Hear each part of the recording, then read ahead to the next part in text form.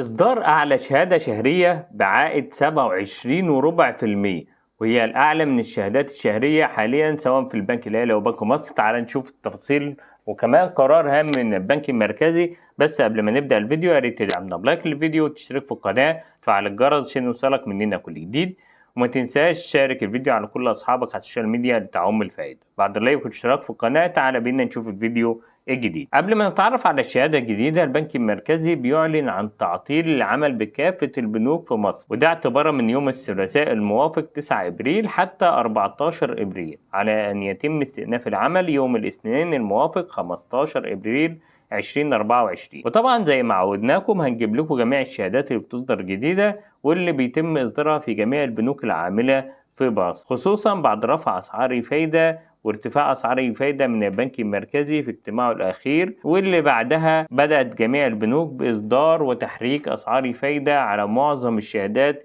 داخل البنوك، وده نظرا لارتفاع أسعار الفائدة من البنك المركزي اللي رفع أسعار الفايدة 600 نقطة أساسي أي 6%، وده كان دفعة واحدة، والتي أدت إلى تغير كبير في أسعار الشهادات وأسعار الفايدة في معظم البنوك. واليوم معانا شهادة بعائد ثلاثي لمدة 3 سنوات بعائد شهري 27.4%، والشهادة ديت شهادة متغيرة لمدة 3 سنوات، والعائد فيها إما يصرف شهري ب27.4% أو ربع سنوي 27.5%.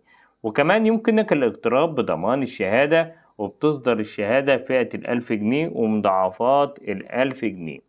الشهادة دي بتصدر في بنك ميت بنك، وهي بتصدر في جميع فروع على مستوى الجمهورية، تقدر تربطها من أي فرع من فروع، والعائد عليها متغير لمدة 3 سنوات، وهي أعلى حاليا من الشهادات الشهرية الموجودة متاحة في معظم البنوك سواء في البنك الأهلي وبنك مصر. أيضا وانتظروا مننا باقي الشهادات الجديدة اللي بيتم إصدارها. كل اللي عليك إن أنت بتشترك في القناة، تفعل الجرس واللايك للفيديو ومشاركة الفيديو على كل أصحابك اللي تعاهم بالفائدة.